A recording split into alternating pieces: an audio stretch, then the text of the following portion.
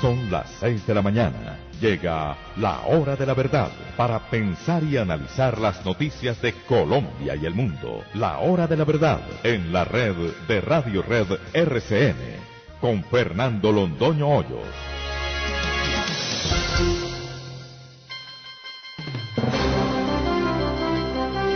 Muy buenos días, son las 6 de la mañana de este martes 9 de junio de 2020. Esta es la hora de la verdad. Y estos temas y asuntos que trataremos en la grata compañía de ustedes durante las próximas horas. Falleció ayer un gran colombiano, un gran banquero, un gran señor, una persona que ayudó a vivir a millares de colombianos, una persona que ejerció la noble profesión de banquero con una convicción, con una entereza, con una probidad absoluta. Juan María Robledo ya no está entre nosotros. O decimos mal, porque su ejemplo, sus virtudes, sus calidades humanas siempre estarán con nosotros. Falleció uno de los grandes banqueros de este país, de mucho tiempo, 40 años, al servicio de Colombia a través de esa profesión maravillosa. Juan María Robledo se fue con un infarto fulminante. Su vida fue siempre una escala de éxitos, de grandes resultados, en medio de una humildad y de una tranquilidad de espíritu admirables. También tenemos que celebrar, no ya con dolor, sino con grande admiración, el libro de Andrés Felipe Arias y de María Cristina Restrepo, Germánico, a propósito de uno de los grandes personajes de la historia de Roma, que la hubiera podido cambiar por entero. Germánico, el libro de Andrés Felipe Arias, ya conoció la luz. Andrés Felipe Arias parece querernos recordar todos los días cuánto lamenta la sociedad colombiana no tenerlo donde lo debiera tener, en la palestra, en la defensa de los grandes intereses de una sociedad justa y progresista. El coronavirus en Colombia. Parece que en algunos lugares de la costa atlántica no lo están tomando en serio. Hablábamos del desastre de Cartagena con el coronavirus y ahora tenemos que hablar del departamento del Atlántico, de Barranquilla. ¿Esto qué es? Esto no es un festival, esto no es un juego. Estamos enfrentándonos a un enemigo terrible, un enemigo que se llama coronavirus. El problema pensional. Este es un problema que no podemos dejar de lado. Ya tuvimos una presentación maravillosa de uno de los grandes expertos de este país en esta materia. La masa de los ahorros pensionales se desaparecieron de Colombia, del Instituto de los Seguros Sociales, y ahora estamos enfrentados a una situación dramática, el problema pensional. La reapertura económica. Habla el ministro de Comercio e Industria, José Manuel Restrepo. Tendremos una sorpresa tan agradable como la de los Estados Unidos, 2.5 millones de empleos, desde luego guardadas las proporciones, y un salto prodigioso hacia la normalización de los factores económicos. Vamos a ver qué nos dice el señor ministro de Comercio e Industria. ¿Qué queda de Venezuela? Tendremos una conversación con Antonio Ledesma desde España. Venezuela, el país que tiene las mayores reservas petroleras del mundo, no tiene gasolina para ponerle a sus carros y a sus motocicletas. Cuando a un país se lo roban entero.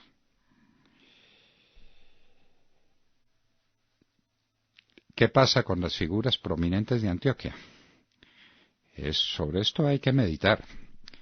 Primero, los escándalos contra el presidente Álvaro Uribe Vélez, y ahora contra los 3 gobernadores de Antioquia más destacados, más significativos en la vida nacional, empezando por Aníbal Gaviria, por Luis Alfredo Ramos, por Sergio Fajardo, luego, para completar una cuarteta de grandes antioqueños perseguidos de manera infame por la justicia colombiana. ¿Esto qué es? ¿Esto es un complot contra Antioquia? ¿Esto del señor Barbosa es meditado o es una simple torpeza de la que los colombianos tendremos que lamentarnos para siempre? Esta es la hora en que el fiscal no nos ha dicho, por ejemplo, si esa carretera se pavimentó o no se pavimentó, si el contrato se cumplió o no se cumplió, si el puente se construyó o no se construyó. Pequeños detalles que le faltan al doctor Barbosa por explicar 15 años después. El funeral de George Floyd en Houston. Hoy parece que se reunirá con Joe Biden, el candidato demócrata a la presidencia de los Estados Unidos. La despedida en Montería a cantante de champeta. Hablábamos hace un momento de lo que está pasando en el Atlántico y en Cartagena, en Bolívar, y ahora le tenemos que sumar a Montería. Un verdadero festival de duelo, porque pues allá toman el duelo como un festival, y lo hicieron a propósito de un cantante de champeta que murió. Esto no es un juego, esto no es un festival, esto no es para celebrar nada, es para tener cuidado con todo. En la cárcel del Bosque en Barranquilla hay 17 contagiados comprobados de coronavirus. Están haciendo más exámenes, seguramente están contagiados todos o muy buena parte de los presos, como tiene que ocurrir. En semejante hacinamiento, ¿quién escapa del contagio? Siguen subiendo las bolsas. Señores, el Standard & Poor's ya llegó al nivel que tenían en enero. Es decir, que la bolsa es la misma. Se mide de manera distinta y para eso están el Dow, el Standard & Poor's, los indicadores económicos, el Nasdaq, los indicadores económicos que le apuntan a descifrar en qué está la bolsa. Uno de los indicadores más reputados, que no es el que nosotros tomamos, usamos el Dow, pero según el Standard & Poor's ya todo volvió a la normalidad en los Estados Unidos. Proyecto de ley en los Estados Unidos presentan los demócratas para acabar la brutalidad policial. No se sabe qué actitud tomen los republicanos frente a ese proyecto. Hay recesión económica en los Estados Unidos, técnicamente hablando, después de 128 meses de expansión. Los ciclos económicos, el ciclo de expansión más largo y duradero de la historia económica de los Estados Unidos, 128 meses, ha terminado con el coronavirus. Marcha por George Floyd en Los Ángeles tuvo entre 20 y 30.000 asistentes. ¿Qué saldrá de ahí? California ha estado a punto de declararse victorioso contra el coronavirus. ¿Será este un impulsito que le damos? El policía asesino de Floyd, Derek Chauvin, se presentó ante los jueces que le impusieron una fianza de 1,25 millones de dólares para su libertad. La primera ministra de Nueva Zelanda declara victoria total contra el coronavirus. No hay una persona infectada en Nueva Zelanda. Una mujer es la autora de ese prodigio. Rusia levanta medidas contra el coronavirus, entre ellas el confinamiento en Moscú, pero tienen 9.000 casos diarios de infecciones. Hay una encuesta que dice que las 2/3 partes de los encuestados no viajarían tranquilo en avión ni asistirían en paz a una reunión donde se congregaran muchas personas. La revista Nature dice que las medidas que se tomaron oportunamente evitaron la muerte de 3 millones de personas y probablemente 530 millones de contagios. Irán, lleno de coronavirus, manda ayuda técnica a Venezuela para combatirlo. ¿A cómo le costarán a Venezuela esas ayudas técnicas? Para combatir una cosa que supuestamente no existe porque en Venezuela dicen que no hay coronavirus.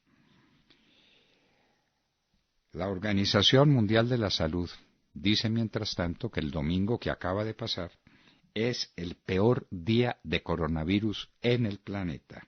158.000 casos de infección el domingo pasado. El coronavirus no ha quedado atrás. Cuidado.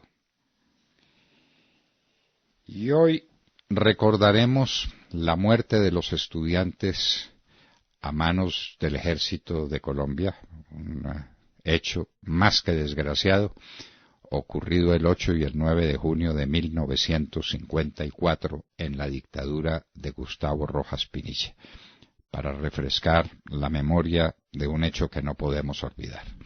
De todo esto y de mucho más hablaremos con ustedes en las próximas horas en La Hora de la Verdad.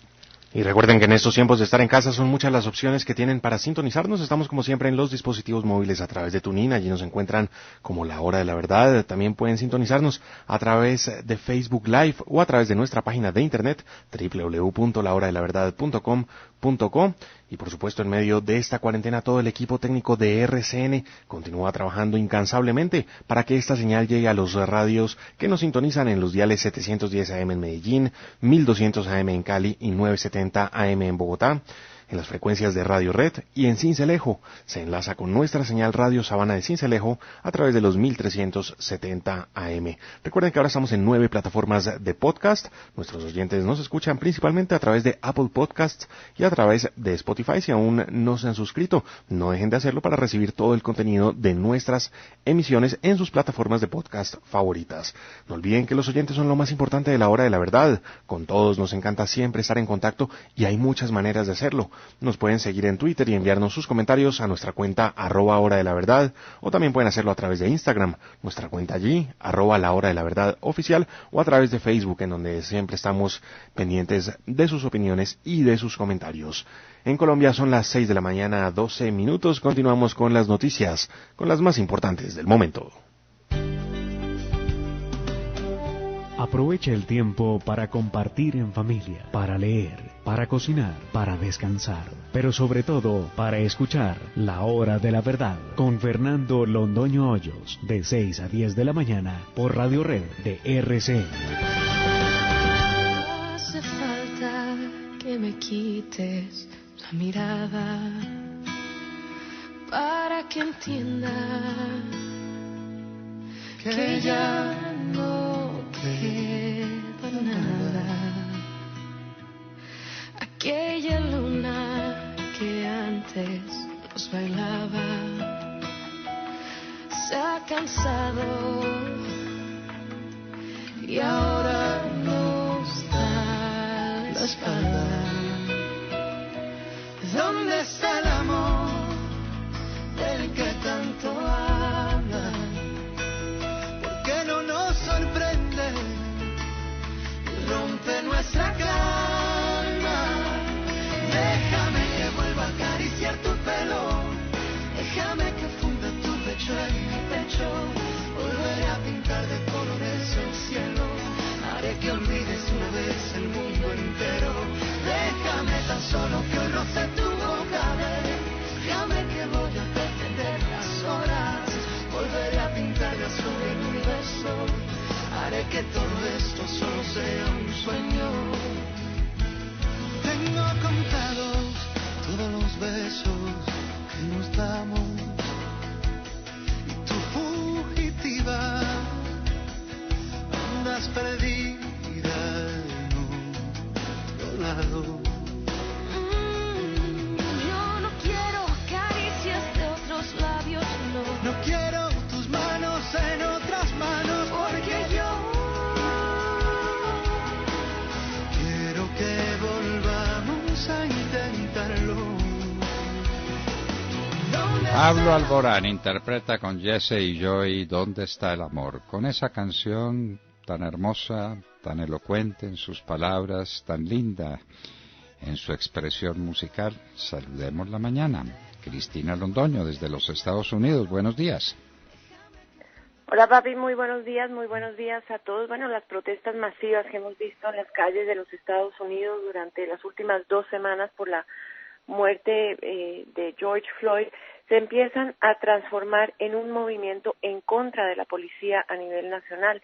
Los gritos son defund the police, quítenle los fondos a la policía, y el otro es abolir la policía. La mayoría del consejo de la ciudad de Minneapolis pues aprobó desmantelar la policía, una medida bastante radical, pero de todas maneras fueron 9 de los 13 concejales. Ellos lo que están proponiendo es reemplazar a los agentes de la ley con agentes o personas que trabajen en campos sociales, con educación, con psicólogos y personas que puedan intervenir en crisis, pero de una manera más amable y no portando armas. Como imaginarán, pues esta es una medida bastante complicada. La otra propuesta que también cobra fuerza a nivel nacional es lo que les decía, quitarle los fondos a la policía y darle esos fondos también a activistas comunitarios o a sociólogos para que intervengan en estos casos de crisis, quitarle parte del dinero a la policía para revertirlo a estos programas. Al mismo tiempo, en el Congreso lo que están haciendo los demócratas es proponiendo que haya una base, unas reglas nacionales que controlen a la policía. Por ejemplo, estas medidas prohibirían cualquier tipo de táctica de asfixia, como agarrar a una persona por el cuello o arrodillársele en el cuello. También haría que cualquier policía que cometa un acto de brutalidad o de violencia contra una persona quede registrado en una base de datos y no se pueda simplemente mudar de ciudad y seguir haciendo de las suyas. Y la otra cosa clave es que pondría la regla de que la policía solamente puede usar la violencia cuando sea estrictamente necesario. En este momento el uso de violencia tiene que ser razonable. Entonces son una cantidad de reglas que el presidente Trump ya dijo claramente que no está a favor de esas reglas, que no está a favor de quitarle los fondos a la policía. Dice que el 99% de los policías son buenos y el resto no. Joe Biden, su rival demócrata, también está en contra de quitarle los fondos a la policía, también está en contra del desmantelamiento de la policía. Es algo en que los dos se están encontrando en este momento.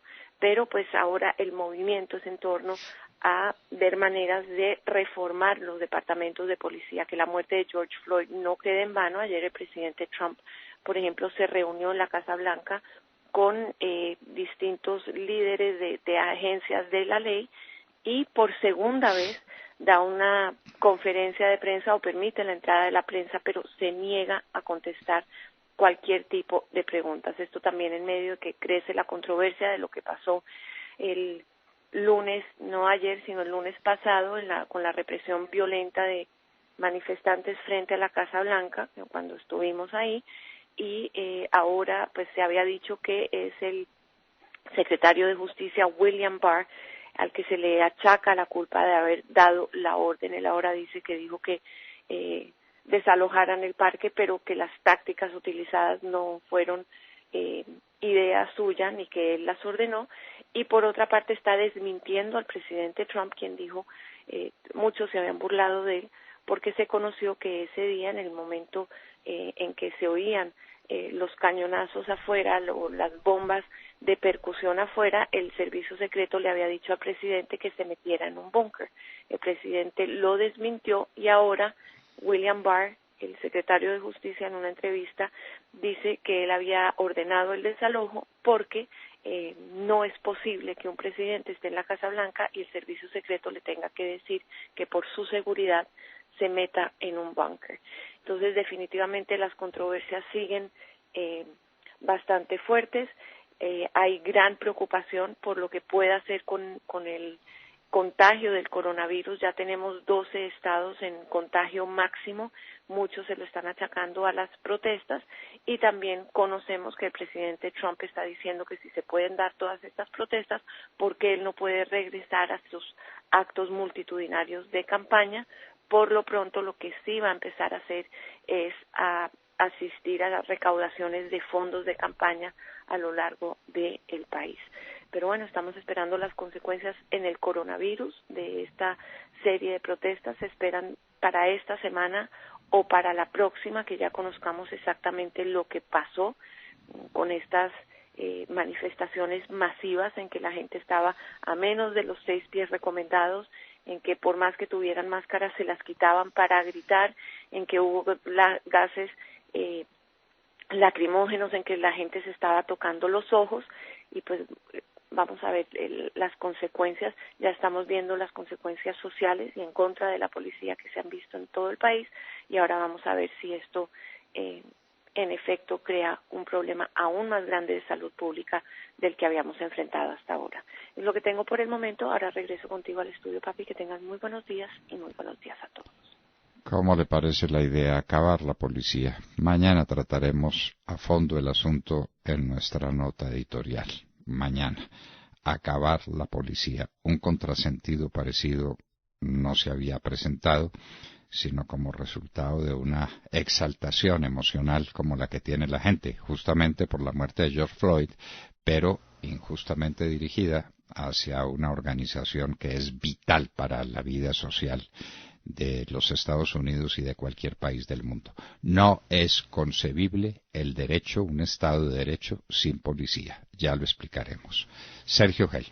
Doctor Londoño, muy buenos días para usted, para todos nuestros oyentes. Colombia superó ayer los 40.000 casos de COVID-19, alcanzando 40.719 casos, sumando ayer 1.483 casos y registra ya más de 1.300 muertes a causa del coronavirus, 1.308 para ser precisos. Ayer, solo ayer, 27 muertes se registraron en el departamento de Atlántico. Ayer en el país se registraron 49 muertes, 27 de ellas en el departamento de Atlántico, y en el departamento de Atlántico 17 de ellas en la capital del departamento, en Barranquilla, en donde a propósito se produjo una espantosa noticia ayer, y es la amenaza de muerte con sufragios enviados a su casa y a su lugar de trabajo contra un médico que está en la primera línea de batalla. Lo acusan infamemente de dejar morir a una paciente y lo amenazan de muerte, dándole 24 horas para renunciar a la clínica en la que trabaja. Es el doctor José Julián Vuelvas, a quien enviamos nuestro saludo de respeto y solidaridad y completo rechazo contra quienes pretenden intimidarlo a él y a través de él a todos los médicos que se baten en el frente de batalla arriesgándolo todo por salvar vidas. En Atlántico, de nuevo, la situación es muy complicada.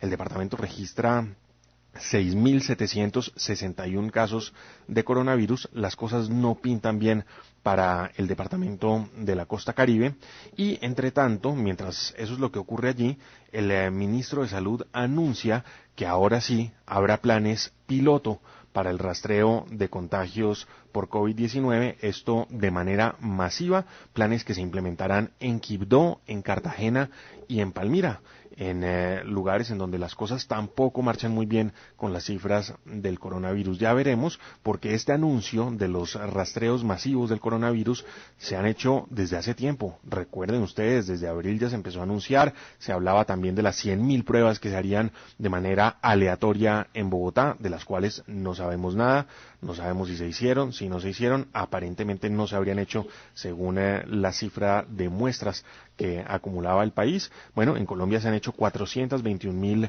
pruebas de coronavirus desde que inició la pandemia, a una tasa promedio de 11.000, 12.000 pruebas diarias. Ahora pues el Ministerio de Salud anuncia que se harán 10.000 pruebas diariamente en el marco de estos tests, de estos planes piloto que se implementarán de nuevo en Quibdó, en Cartagena y en Palmira. Esto como una medida para poder pues hacer frente al coronavirus y a la expansión de la pandemia. Noticia, seguimos el rastro del coronavirus, lo que ocurre en el país, y de nuevo Colombia supera ya los 40.000 contagios en materia de coronavirus. El coronavirus en bloque, en conjunto, está en el peor momento de la historia. Lo dijo la Organización Mundial de la Salud. El domingo pasado fue el día de más altos contagios en el mundo. Y aquí estamos jugando con el coronavirus. Con eso no se juega, definitivamente no se juega. Montserrat Fernández.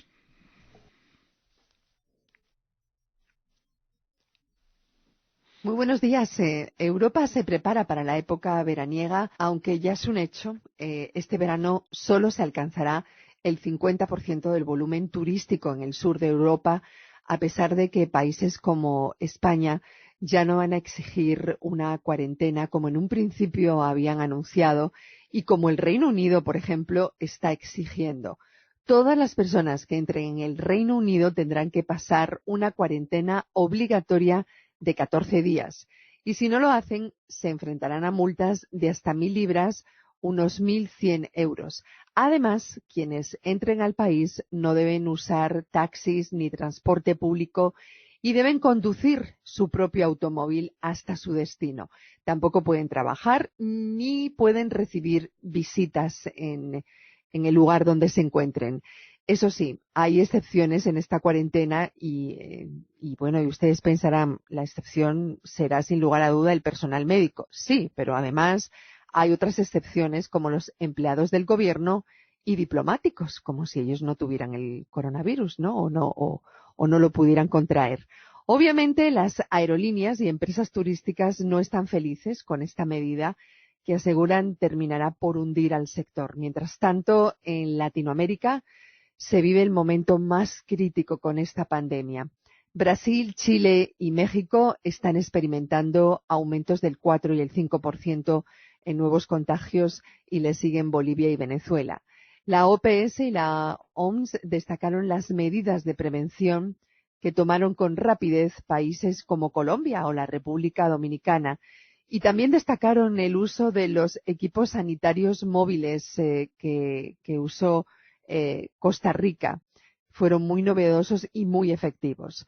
De modo que este verano, tal y como pintan las cosas, nos va a tocar quedarnos en casita y disfrutar de unas vacaciones virtuales ante la incertidumbre y las diferentes medidas que cada país está llevando a cabo, mientras otros países ni siquiera piensan en la posibilidad de abrir lo más mínimo al turismo. Bueno, cada uno en su casita es lo que nos espera, pero fue pues lo que nos mandó la providencia, lo que nos mandó Dios en este coronavirus que nos está enseñando muchas cosas para que las aprendamos y no las olvidemos jamás. Humildad, la primera de todas ellas. De Mar Córdoba. Doctor Fernando, compañeros de la mesa, oyentes de la Hora de la Verdad, muy buenos días. Aunque no hemos compartido la idea de una norma que pretende imponer la cadena perpetua en Colombia, dada la precaria situación de la justicia en Colombia y los niveles absurdos de impunidad que pueden llegar al 93% en los casos de delitos sexuales, y pues obviamente que con una cadena perpetua no se solucionan, porque evidentemente lo que hace falta en Colombia no es más cadenas o más penas, si se quiere, sino la aplicación de las normas como corresponde. Recordemos que hoy en Colombia la pena máxima de prisión es de 60 años y en el caso de delitos contra niños o menores de edad no hay rebajas en la pena. El caso es que por estos días en el Senado de la República se discute el acto legislativo que busca crear una cadena perpetua contra violadores de niños. Ya desde el viernes estaba el proyecto de acto legislativo en la Comisión Primera del Senado, donde, para sorpresa del país, se suspendió la votación y se presentó una proposición de archivo del mismo que fue firmada, oigan ustedes el nombre, por Carlos Antonio Lozada, de las FARC, quien es señalado de delitos sexuales por parte de algunas de las integrantes de la Corporación Rosa Blanca. Investigaciones de las que poco o nada se sabe, pero que fueron señalamientos claros que se hicieron en el mismo Congreso de la República.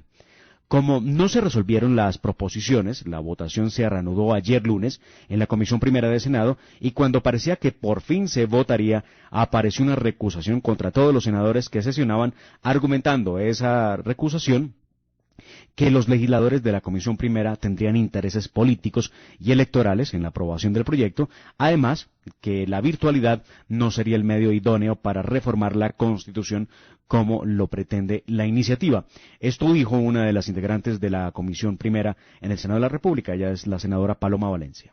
Me parece, señor presidente, que sería sumamente grave para esta comisión que dejáramos que una recusación de esta falta de rigor jurídico vaya a dilatar la discusión de un proyecto. Porque entonces aquí de lo que estamos abocados es que cualquier ciudadano con cualquier tipo de argumento pueda dilatar las sesiones del Congreso. De eso no se trata. Y me parece que incluso esto nos hace un llamado a dos cosas. Primero, a obligar a quienes recusan a ser responsables, porque si están retrasando el funcionamiento del Congreso simplemente por jugaditas de esas que le gustan a algunos para retrasar, entonces vamos a tener que ponerle un poquito de seriedad a ese tema. Yo invito, señor presidente, a que usted someta si debemos enviar este impedimento o no a la comisión de acusación, a la comisión. En un principio se pretendió resolver el tema votando y rechazando la recusación que está establecida en la ley quinta en el artículo 294, pero el senador Roy Barreras pidió que se tramitara esa recusación ante la comisión de ética,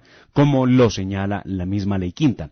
Así las cosas, el acto legislativo corre peligro porque las sesiones terminan, recuerden ustedes, constitucionalmente el 20 de junio, y tienen 8 días para que pase el proyecto de acto legislativo a la plenaria del Senado, donde el debate también será muy complejo. Aunque me llama la atención que es la oposición en su mayoría, los de izquierda, entre ellos los de las FARC, los que se oponen a esta iniciativa de acto legislativo, que no remedia la impunidad, pero que sí sería una pena la más dura en el ordenamiento penal colombiano, y no es para menos. Quien abuse de un menor debe ser sujeto de las más duras penas por el crimen cometido. Ya veremos en qué termina esta iniciativa, doctor Fernando, que sin duda es la noticia en estos momentos en el Congreso de la República en Colombia. No, con su perdón, hay una pena más dura, que es la pena de muerte. ¿No? Entonces uno se pregunta, ¿es eso oportuno? ¿Eso está bien? ¿Hay que rescatar la pena de muerte? ¿La cadena perpetua disuade a los bandidos? Un bandido, entre irse 50 años a la cárcel o tener cadena perpetua, va a tener un comportamiento diferente. Esto es puro populismo punitivo. Esto no sirve para nada. Apliquen la ley y al que toque a un niño póngale la máxima pena. Le pueden poner hasta 40, 50 o 60 años, que es de hecho una cadena perpetua. Entonces esto es pura laraca legislativa. Esto no va para ninguna parte ni esto tiene ningún sentido. Lo que sí se logró, doctor Fernando, fue la imprescriptibilidad de los delitos sexuales contra los niños, un asunto que estaba en mora el Congreso en tramitar. Eso es algo que tiene todo el sentido del mundo, ¿no? Nadie que haya cometido un delito contra un niño puede quedar en la impunidad. Magnífico. Pero más cadena perpetua. Más motivos de impunidad, una impunidad que está en más del 90% en el caso de los niños. No, por Dios, proteger a los niños, defenderlos. El que toque a un niño no tiene perdón de Dios, no lo tiene, ni lo puede tener